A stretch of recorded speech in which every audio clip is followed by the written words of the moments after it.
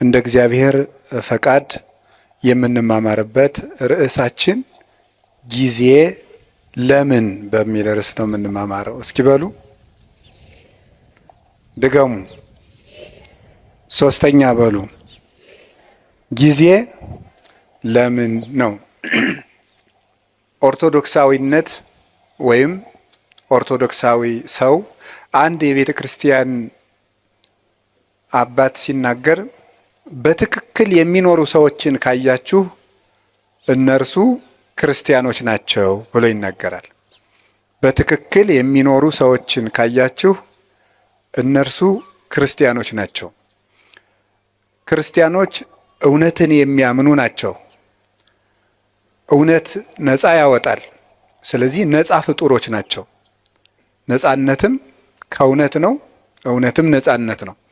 እውነትን የያዙ ሰዎች ነፃ ናቸው። ነፃ አእምሮ ያላቸው ሰዎች ደግሞ ከህሊና ዕዳ ሸክም የተለዩ ናቸው። እነሱ በትክክል ራሳቸውንም ዓለምንም መምራት መኖር ይችላሉ። እና ክርስቲያንነት ማለት በትክክል መኖር ነው። ክርስቲያንነት በትክክል መኖር ከሆነ ስለ እያንዳንዱ ነገር እንዴት እንደምናደርገው ማወቅ አለብን። ክርስቲያኖች አንድ ነገር እጃቸው ሲገባ ምን ሊያደርጉት እንደሚገባ የሚያውቁ ናቸው። ለምሳሌ ሕፃናት አንድ ነገር እጃቸው ላይ ቢገባ ምን እንደሚያደርጉት አያውቁም። በብዙ ልፋት የተገኘ ተቆፍሮ የተገኘ ወርቅ ወይም ዕንቁ ወስዳችሁ እጃቸው ላይ ብታስቀምጡ ወይ ይጫወቱበታል፣ ወይ ይወረውሩታል፣ ወይም ደግሞ ጭቃ ውስጥ ሊጥሉት ይችላሉ። ስለዚህ እንደዚያ እንዳይሆን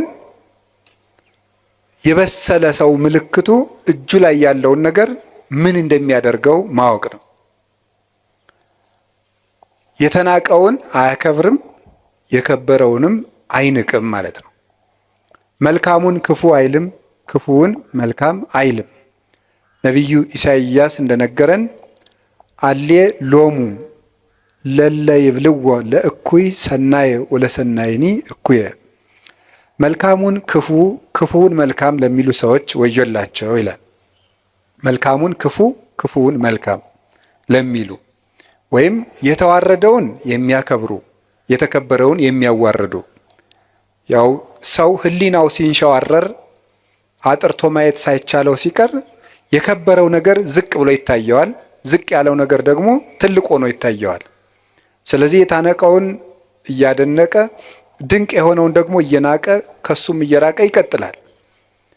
እና ክርስቲያኖች ለሁሉም ነገር ቁመናም እውነትም ምልከታም ሊኖረን ይገባል።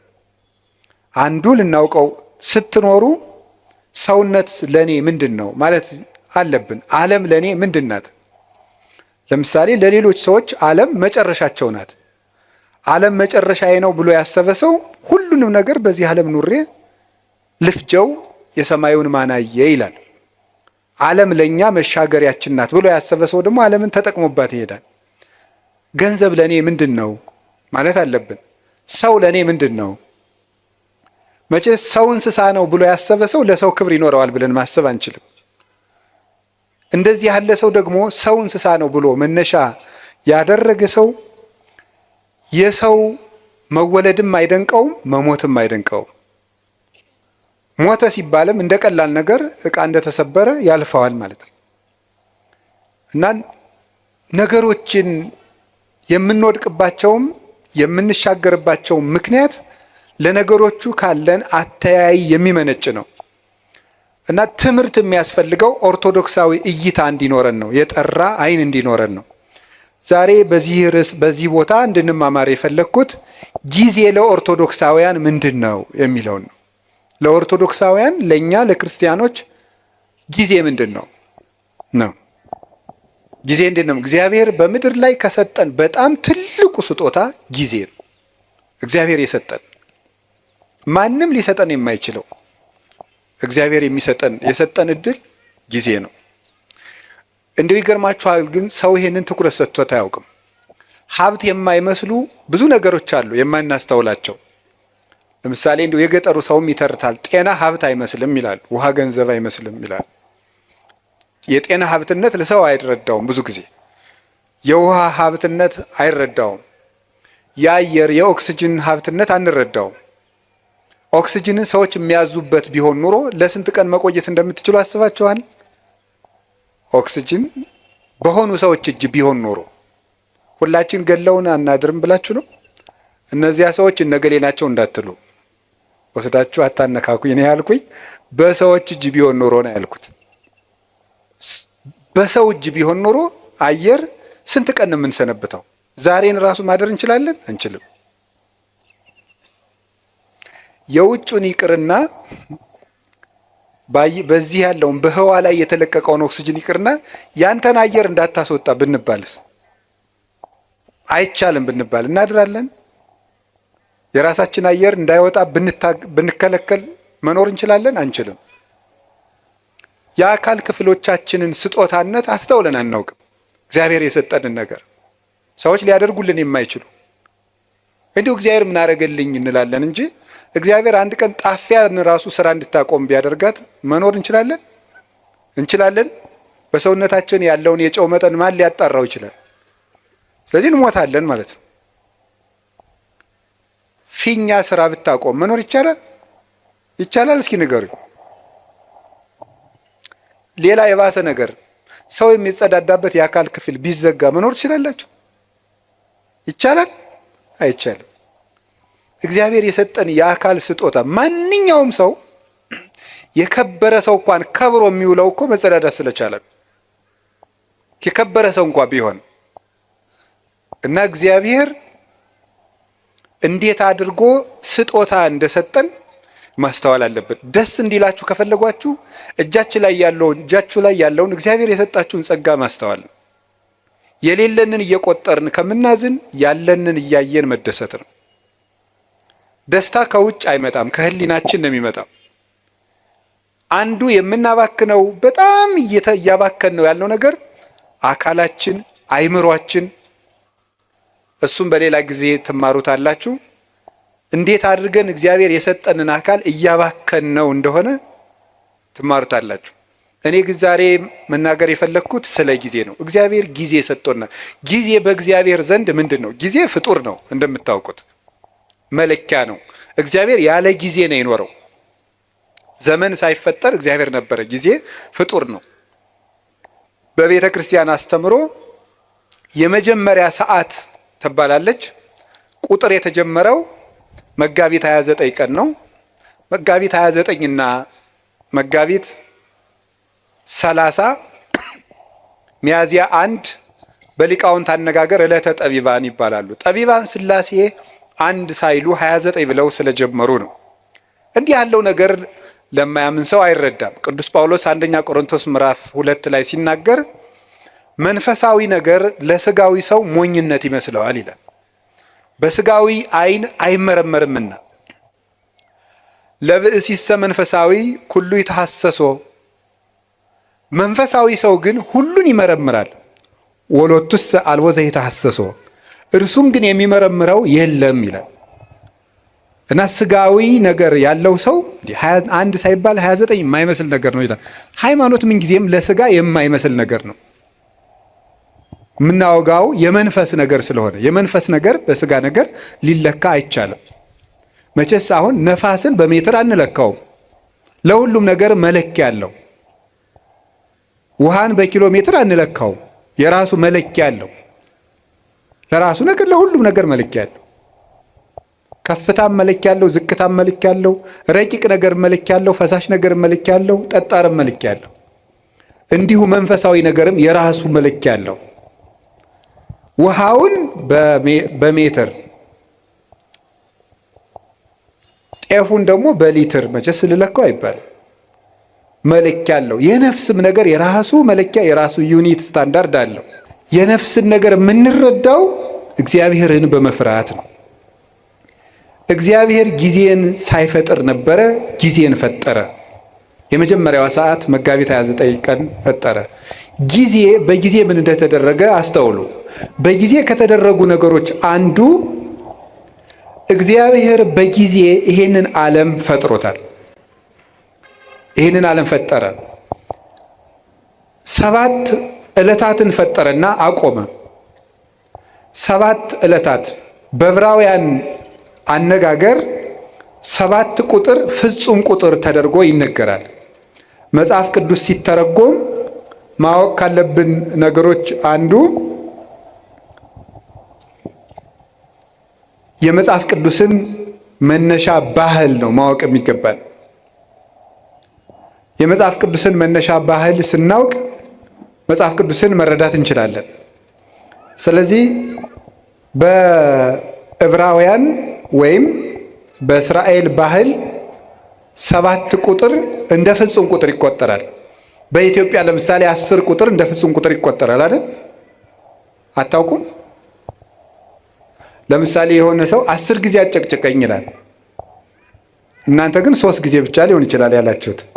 ለምንድን ነው 10 ጊዜ የሚለው? ጭራሽ ማለት ነው፣ ፍጹም ማለት ነው። ምን 30 ጊዜ ይጨቀጭቀኝ ያላያ ይላል። እስመ ሁልቆ ሳብዕ በሀበ ዕብራውያን ፍጹም ውእቱ፣ በዕብራውያን በእስራኤል 7 ቁጥር ፍጹም ነው ይላል እግዚአብሔር። ስለዚህ ምን አደረገ? 7 ዕለታት ብቻ ፈጠረ። ለምንድን ነው እግዚአብሔር 7 ዕለት ብቻ የፈጠረው ስትሉ 7ቱ ቀኖች ፍጹም ናቸው ለማለት ነው። 7 ብቻ። ለምን 8 ቀን አይፈጥርም እግዚአብሔር? ወይስ ዝቅ ብሎ 6 ቀን ቢያደርገው ምን አለ? የዓመቱን መለኪያ 7 ቀን ያደረገው ለምን ይመስላችኋል? 7ቱም ዕለታት ፍጹም ናቸው ይላል። እንዲያውም ልንገራችሁ፣ የዚህ ዓለም ዋና ምሰሶዎች 7 ዕለታት ናቸው። በመጽሐፈ ምሳሌ ምዕራፍ 9 ከቁጥር 1 ጀምሮ እንዲህ ይላል፣ ጥበብ ሐነጸት ቤተ ወአቀመት ላቲ 7 አዕማደ። ጥበብ ቤቷን ሰራች 7 ምሰሶዎችንም አቆመች ይላል። ጥበብ ቤቷን ሰራች። ጥበብ የተባለ እግዚአብሔር ወልድ ነው። መንፈሳዊ ትርጉም አለው። የዛሬው ዓላማችን ግን እሱ አይደለም። ጥበብ ወልድ ይችን ዓለም ፈጠረች፣ 7 ምሰሶ አቆመች ማለት 7 ዕለታትን ፈጠረች ማለት ነው። 7ቱ ዕለታት ለምንድን ነው ምሰሶ የተባሉ ሲባል ምሰሶ ቤቱን እንደሚያጸናው በዚህ ዓለም የሚኖር ነገር ሁሉ ጸንቶ የሚኖረው በ7ቱ ዕለታት በሚሰራ ስራ ነው ማለት ነው።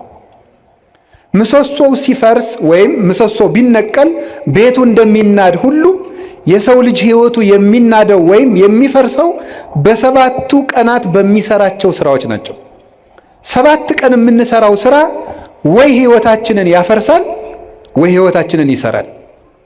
ምሰሶዎቹ በትክክል የቆሙለት ቤት እንደማይፈርሰው 7ቱን ዕለታት እንዴት መጠቀም እንደሚችል የሚያውቅ ሰው የጸና ቤት ይኖረዋል። የልብ ቤት፣ የአእምሮ ቤት፣ የሥጋ ቤት፣ የነፍስ ቤት ይኖረዋል ማለት ነው።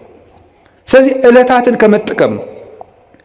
እንኳን እኛ እግዚአብሔር ራሱ ቀን ተጠቅሞ ነው ስራ የሰራ። ቀንን የማይጠቀም ሰው ምንም ማድረግ አይችልም። እግዚአብሔር 6 ቀን ነው ይህን ዓለም የፈጠረው። አይገርማችሁ? በ6 ቀን ዓለምን ፈጠረ። ምን ማለቱ ይመስላችኋል? ኋላ ያን 6 ቀን ደግሞ ለእኛ ሰጠን። የሰጠኋችሁ 6 ቀን እኔ ዓለምን የፈጠርኩበት ነው። እናንተ የምትቀልዱበት እሁድ 4 ባህሪያት የተፈጠሩበት ነው። መሬት፣ ውሃ፣ ነፋስ፣ እሳት፣ 4ቱ ባህሪያት፣ 7 መላእክት፣ 7 ሰማያት፣ መላእክት፣ ብርሃን፣ 8 ፍጥረታትን ያከናወንኩበት ቀን ነው። እናንተ የምትቀልዱበት ሰኞ ይሄን የምታዩትን ጠፈር የዘረጋውበት ቀን ነው። እናንተ የምትቀልዱበት ማክሰኞ በምድር ላይ ያሉ እጽዋትን ሁሉ የፈጠርኩበት ቀን ነው። እናንተ እንደዋዛ የምትገፉት ረቡዕ በዚህ ዓለም የሚያሸበርቁ ፀሐይ፣ ጨረቃ፣ ከዋክብትን ያበራሁበት ቀን ነው።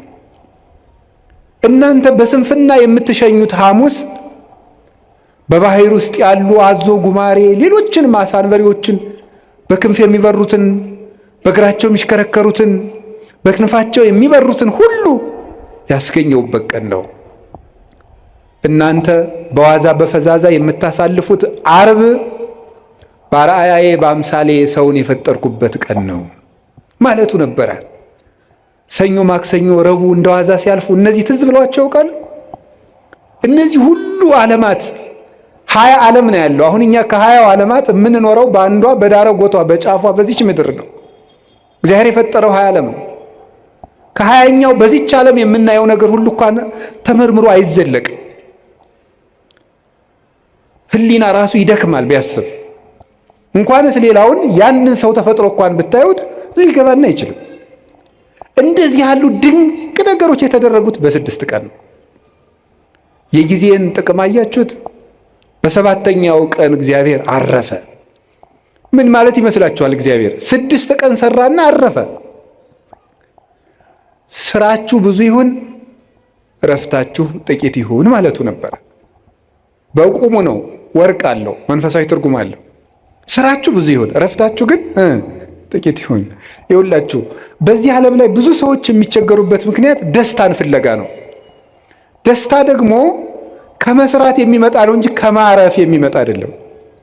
ሐዘን ከየት ይወለዳል ካላችሁኝ ከረፍት ብዛት ነው። የኃጢአት ምንጮች የሚባሉት መብል፣ መጠጥ፣ የረፍት ብዛት፣ እንቅልፍ ናቸው።